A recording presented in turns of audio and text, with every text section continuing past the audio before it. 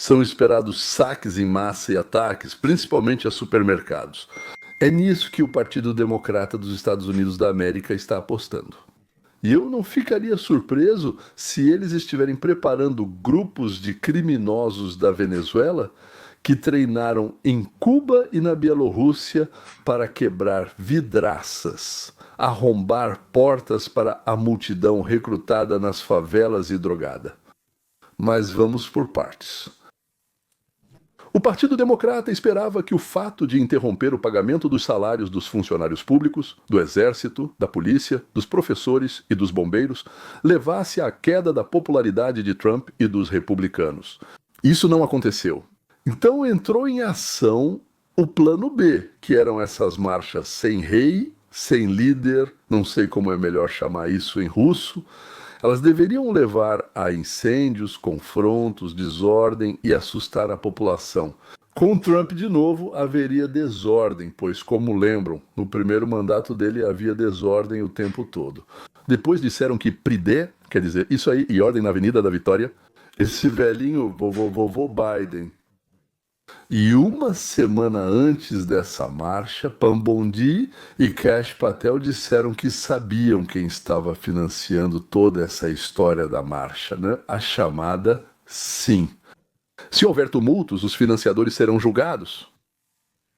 Urgentemente cancelaram os bandidos e, em vez deles, recrutaram e trouxeram de mais de 1.000, acho que até cidades e vilarejos, brancos, idosos, moradores de casas de repouso e aposentados.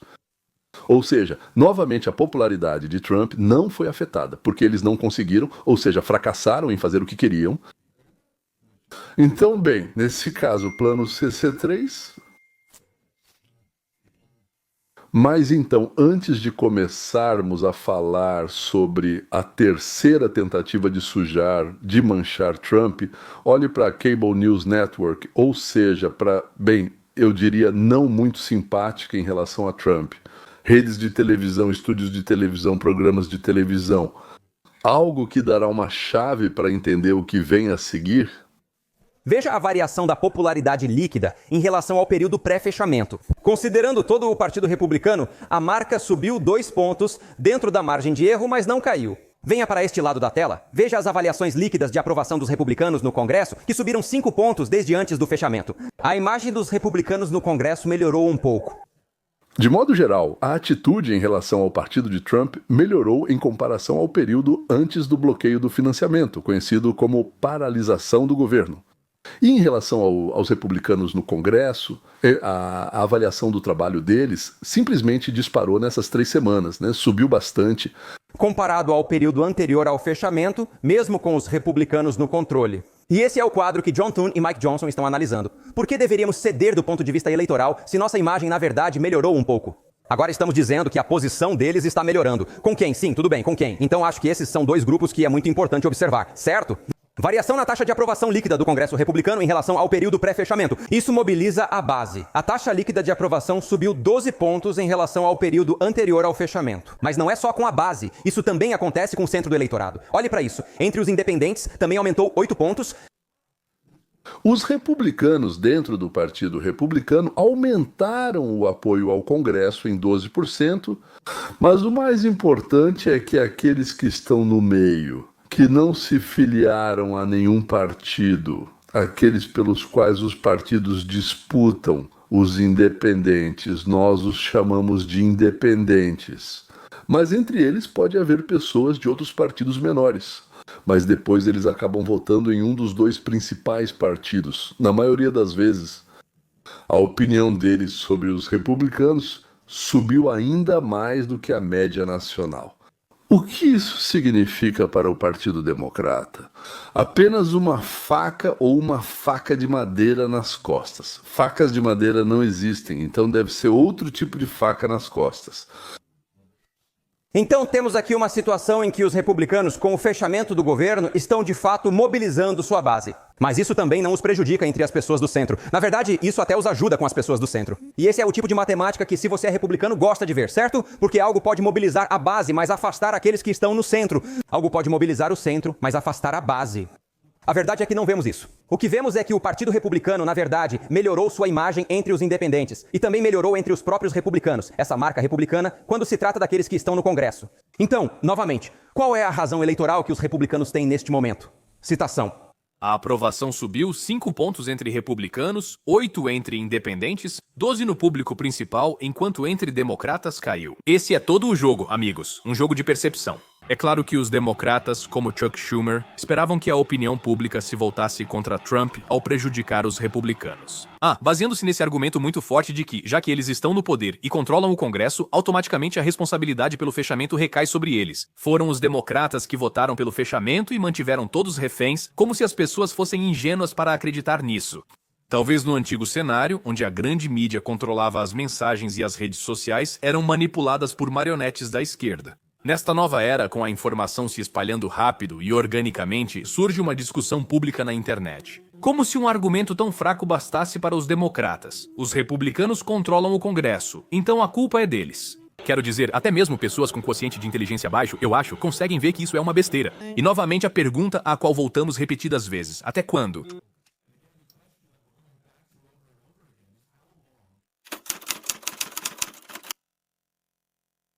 Bem, naturalmente, os democratas têm preparada a chamada terceira tentativa ou opção número 3.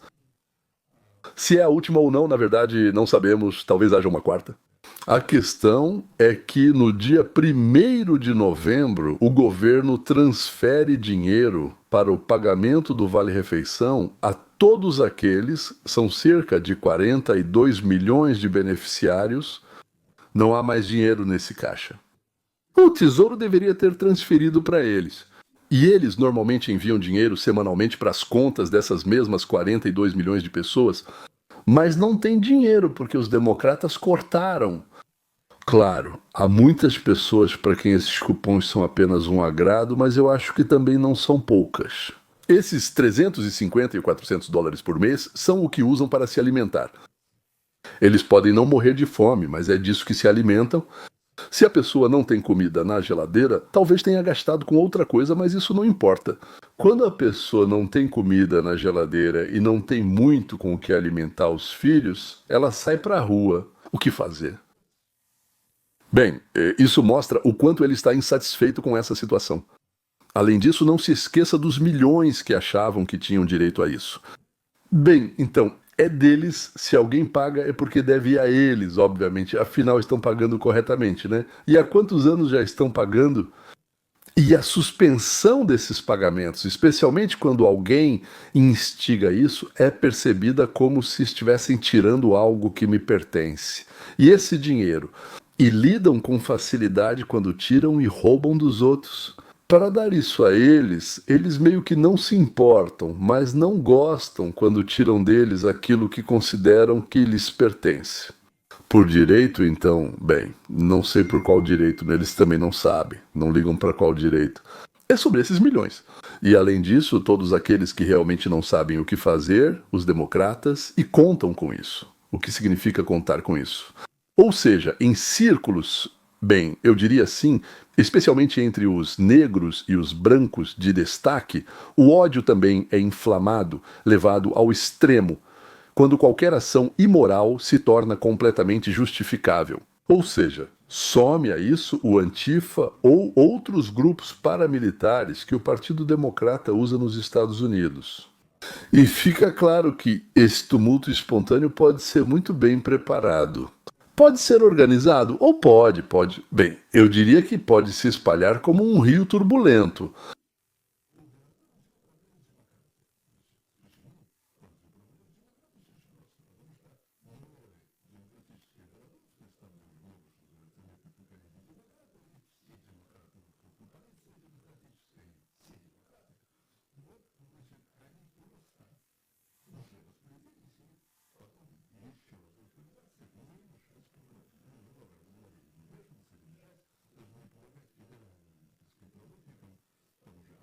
Ou os próprios guardas nacionais podem simplesmente não ajudar, apenas virar as costas e ir embora. Isso não agradava muito à polícia, mas, digamos assim, já aconteceram várias histórias a esse respeito. Então, não atrapalhe os pogroms. Nas repúblicas e cidades, eles vão impedir, por isso não haverá pogroms. Ou seja, mais uma tentativa.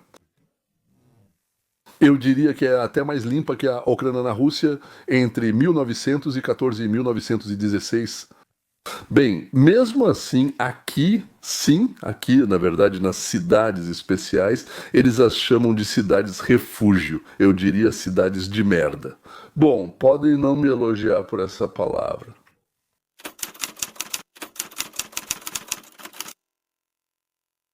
Segundo nova pesquisa do Centro Analítico de Esquerda Wellcome, financiado por Michael Bloomberg, atualmente, 70% dos americanos acham que o Partido Democrata está fora da realidade, contra 51% há 10 anos, e há boas razões para isso. O Partido Democrata se encontra em uma queda livre política.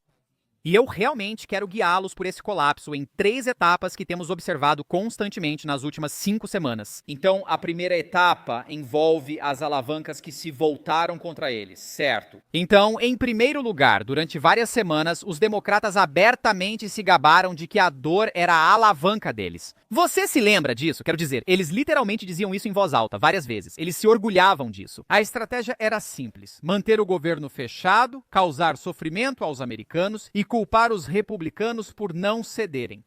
Aliás, isso funcionou várias vezes, inclusive no primeiro mandato do Trump. Só que Trump não é do tipo que comete o mesmo erro 2 vezes. Os americanos conseguem perceber a manipulação quando ela é tão óbvia. Quero dizer, apesar de todas as tentativas de manipulação por parte da mídia tradicional, a grande maioria dos eleitores percebe isso. Eles veem como os democratas votaram 13 vezes, pense nisso, 13 vezes para bloquear projetos de lei de financiamento. Enquanto isso, os republicanos votam todos os dias para reabrir o governo. Em quem vão colocar a culpa? Esses são fatos simples, sem distorção, interpretação ou controle da narrativa.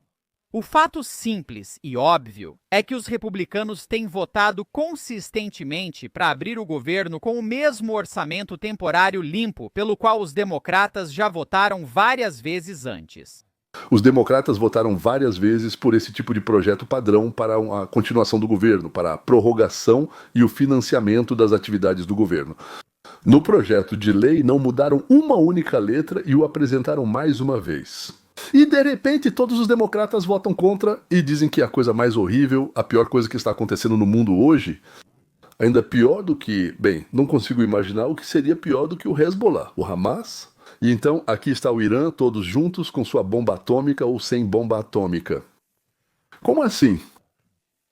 Você sabe, você mesmo escreveu esse projeto de lei na época, não é?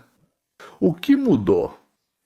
E agora os democratas repetidamente se recusaram a votar nisso. É realmente tão simples assim. Isso não é complicado nem confuso, e os americanos percebem. Até mesmo a Newsweek admite que Trump e os republicanos estão vencendo esse shutdown de forma incontestável. Isso ocorre porque, historicamente, o partido que faz exigências acaba sendo culpado. E os democratas, por mais que tentem nos convencer do contrário, são justamente os democratas que continuam votando pela manutenção do fechamento do governo. São eles que estão fazendo exigências. Quando você impede a porta de abrir, mas acusa outro de não abri-la, no fim todos percebem que é você quem bloqueia a passagem. Esse é o primeiro estágio. A suposta vantagem que eles achavam que tinham se volta contra eles. Agora, o segundo estágio. Chuck Schumer propõe um acordo desesperado e sem sentido. Agora vocês vão gostar disso. Agora percebem que a dor que usariam como alavanca está se voltando contra eles. Agora, os Schumers democratas querem restaurar completamente o benefício do Supplemental Nutrition Assistance Program, enquanto continuam mantendo o governo fechado. Quero dizer, pense nisso. O fechamento do governo significa que o governo não tem dinheiro, mas eles ainda querem financiar a restauração dos benefícios do Supplemental Nutrition Assistance Program sem dinheiro. Isso... Steve fala sobre cupons de alimentação. Ou seja, não vamos assinar o dinheiro, o orçamento, mas exigimos que vocês encontrem dinheiro em algum lugar. Encontrem dinheiro em algum lugar. E deem para quem precisa de comida. É assim que não fica muito claro. Talvez o Partido Democrata junte um pouco aqui e ali, por assim dizer. Eles têm bastante por lá. Então, $400 multiplicado por 42 milhões de pessoas, quanto isso vai dar pra gente? Bem, aproximadamente 17 bilhões, certo? Então, bem, Trump arrecadou para pagar os militares e para a restauração da Casa Branca. Ele não usou o dinheiro dos contribuintes, apenas deu do próprio bolso ou pediu a amigos. Então, talvez eles cubram esse buraco do próprio bolso? Quantos democratas temos, afinal? Metade do país, por assim dizer, vota neles, como na cama lá. Cerca de 70 milhões de pessoas votaram lá. Então são 17 bilhões, os democratas têm uns 30 ou 40 bilionários. Se são democratas, por que não ajudam os pobres e famintos, Ania? Eu não acredito que todos esses estejam realmente passando fome, mas talvez alguns sim, Ania. Sobrevive graças a essa ajuda. Ami, ele quer aliviar a dor, quero dizer, ele quer aliviar a dor. Schumer quer aliviar a dor que ele criou, sem resolver as formas pelas quais essa dor é causada. Agora isso é controle de danos, tão transparente que poderia ser usado como vidro de janela. Quero dizer, e a dor era a nossa vantagem. Chuck, o que houve? Sim, nós entendemos que você está sofrendo, mas isso é a nossa alavanca. Mas, além disso, agora os democratas querem, basicamente, uma paralisação impossível no estilo cafeteria. Eles querem uma paralisação onde possam escolher e financiar seletivamente os programas que quiserem. Em outras palavras, Schumer quer restaurar os benefícios alimentares, mantendo ao mesmo tempo o próprio bloqueio que originalmente suspendeu esses benefícios. Essa é a própria definição de desespero político que a esmagadora maioria dos eleitores mais uma vez não aceitará. Você não precisaria dessa cláusula especial se não tivesse fechado o governo em primeiro lugar.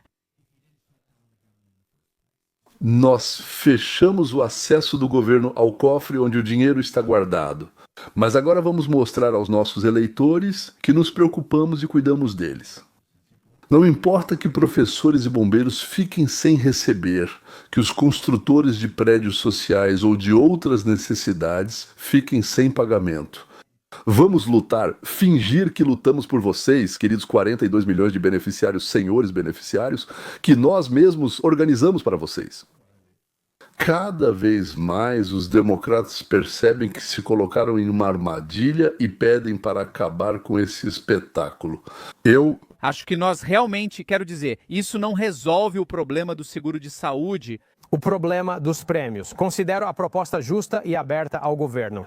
E vamos simplesmente votar para estender esses prêmios por 1 ano ou mais. Mas eu não entendo o que há de tão difícil nisso. O senador Thun sugeriu isso, não acredito. Ele disse que teremos G. Ele sugeriu uma votação para decidirmos sobre a extensão desses prêmios. Acho que quando chegar a hora você verá que democratas e republicanos, senadores, deputados e deputadas vão querer votar.